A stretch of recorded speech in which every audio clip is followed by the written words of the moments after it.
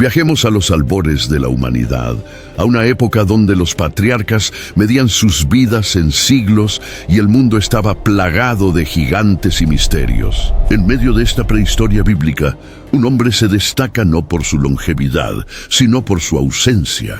Hablamos de Enoc, el séptimo descendiente de Adán, cuya historia es contada en solo 3 versículos del Génesis. La narrativa es escalofriante y enigmática. Anduvo pues Enoc con Dios y desapareció porque le llevó Dios. Este no es un entierro, ni un deceso, ni una enfermedad.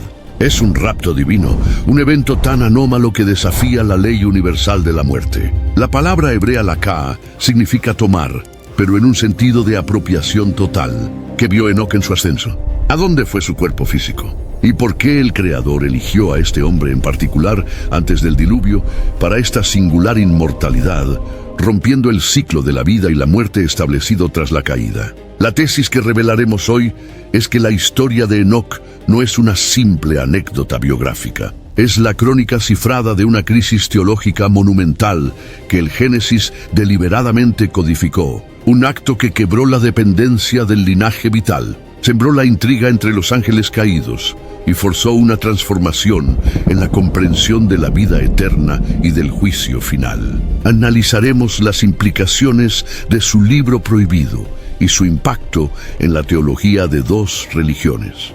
Prepárense para la intriga, el misterio y la revelación de la verdad oculta sobre el único hombre al que Dios se llevó sin morir. El corazón de este misterio reside en la paradoja central del rapto de Enoc. En la meticulosa genealogía de Génesis, cada patriarca es presentado con la fórmula estricta: vivió tantos años y engendró hijos e hijas y murió. Enoc rompe esta cadena con una anomalía perturbadora. Vivió 365 años y desapareció porque le llevó Dios. Esta interrupción no es un error, es la prueba de una intervención cósmica.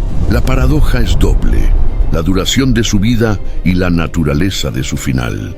365 años es un número solar, un ciclo completo, sugiriendo que su vida no fue medida por la biología, sino por la astronomía divina, indicando una conexión intrínseca con el orden celestial.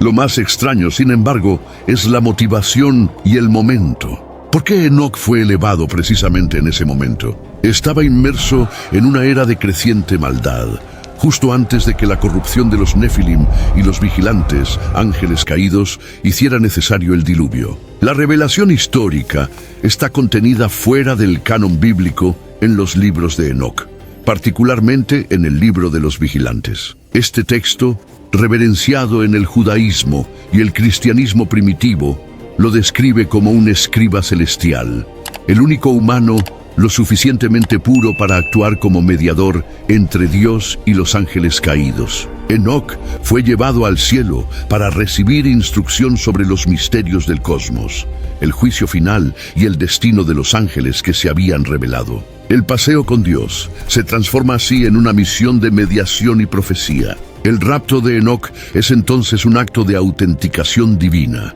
Dios lo retiró para darle la autoridad de profetizar el diluvio a una generación corrupta. El misterio no es que se fuera sin morir, sino que se fue para escribir el código ético y apocalíptico que regiría la teología del juicio venidero. Su final fue el inicio de la literatura profética más influyente y enigmática de la antigüedad.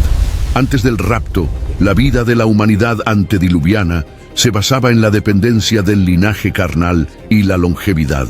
La normalidad era la existencia prolongada y la multiplicación, aunque marcada por la rápida degeneración moral. La gente dependía de su larga vida para la acumulación de conocimiento y la continuidad familiar, creyendo que la vida era una posesión temporalmente inagotable. El fin de la normalidad comenzó con la desaparición inexplicable de Enoc y el colapso de la dependencia del ciclo vida-muerte.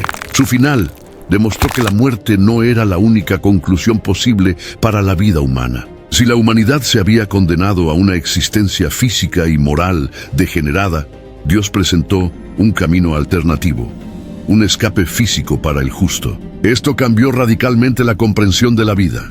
La supervivencia ya no dependía de la carne y la longevidad, sino de una relación ética tan profunda con Dios, el andar con Dios, que el final se convertía en ascensión, no en descomposición. La gente se dio cuenta de que la vida no era solo una línea horizontal de años, sino un eje vertical de comunión y obediencia. El rapto de Enoc introdujo en la conciencia humana el concepto revolucionario de la inmortalidad glorificada. El miedo a la muerte se fusionó con el terror al juicio inminente, mientras que la esperanza en la ascensión ofrecía un nuevo camino de salvación que superaba la sentencia de la muerte física impuesta tras la caída. El rapto de Enoc generó una crisis de liderazgo moral y profético en un mundo que se hundía en el caos de los Nefilim.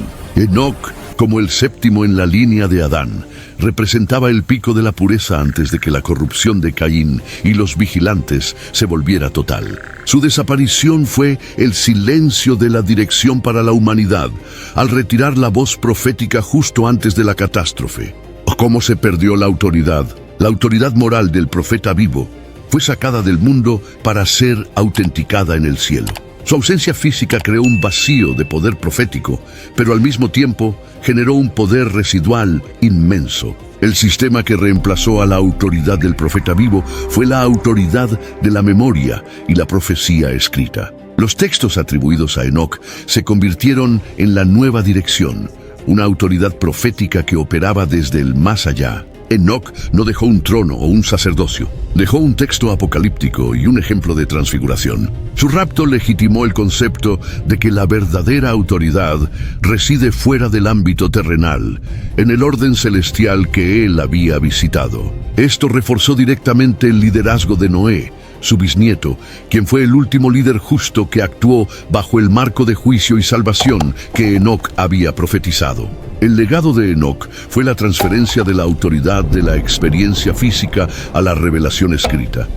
El conocimiento y la desaparición de Enoc forzaron una fractura interna de proporciones cósmicas y escatológicas. La crisis de unidad más profunda se manifestó entre los ángeles caídos y la humanidad corrupta. Según el libro de Enoc, los vigilantes que se unieron a las hijas de los hombres vieron en Enoc a su mayor adversario y denunciante. Su rapto fue interpretado como un acto de guerra simbólica de Dios contra el poder corruptor de estos ángeles. La casi guerra civil no fue solo entre hombres, sino entre la sociedad corrupta que seguía las enseñanzas de los Nefilim y el remanente justo que seguía la profecía de Enoc sobre el juicio por el diluvio. El conocimiento esotérico sobre el cosmos y el arte de la guerra, que Enoc supuestamente recibió de Dios, era en parte la enseñanza de los ángeles caídos que él, irónicamente, utilizó para denunciar su caída. La polarización se hizo absoluta entre aquellos que se deleitaban en la corrupción antediluviana y aquellos que veían el rapto de Enoc como la única esperanza de salvación ante el inminente juicio cósmico. La fe en la profecía de Enoc se convirtió en la línea divisoria moral que definió quién sobreviviría y quién sería aniquilado por las aguas. La conclusión paradójica de esta historia de ascensión es que la desaparición de Enoc fue el nacimiento de la profecía apocalíptica y una transformación forzada para la comprensión judía y cristiana de la vida después de la muerte. El rapto de Enoc, junto al de Elías, se convirtió en el fundamento teológico de la doctrina de la resurrección y la vida eterna. Su caso cimentó el concepto de que el destino final del justo es la glorificación y no el simple reposo en el Seol. La transformación forzada fue la madurez teológica que llevó a la fe en la transfiguración física. Enoc demostró que el cuerpo humano, si es justo, puede ser transfigurado y ascendido sin pasar por la corrupción de la muerte. Su legado, más allá de la anécdota, es que la justicia en la tierra tiene una recompensa eterna y que el fin del hombre no es el polvo, sino la comunión directa con Dios. El precio de esta madurez fue la pérdida de su presencia física en la tierra, pero el resultado fue una esperanza radical que transformó la escatología en el mundo antiguo, inspirando los movimientos apocalípticos que culminarían con el cristianismo. Enoc se fue, y la humanidad antediluviana se quedó con su profecía y su terror.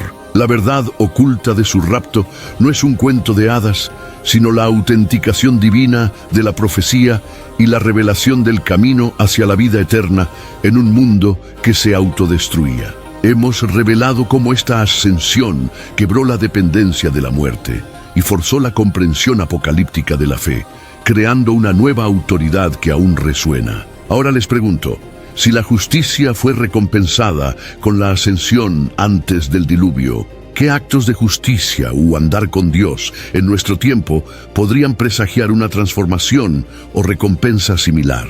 El rapto de Enoc sigue siendo el enigma central de la vida eterna. Dejen sus análisis teológicos, esotéricos o históricos sobre este enigma en los comentarios. Denle a me gusta si este guión ha revelado el misterio oculto en el Génesis. Suscríbanse para que el algoritmo no nos borre en el olvido. Y activen la campana para desvelar el próximo gran secreto que la historia y la fe nos han ocultado. Enoc se fue, pero su mensaje de juicio y esperanza permanece.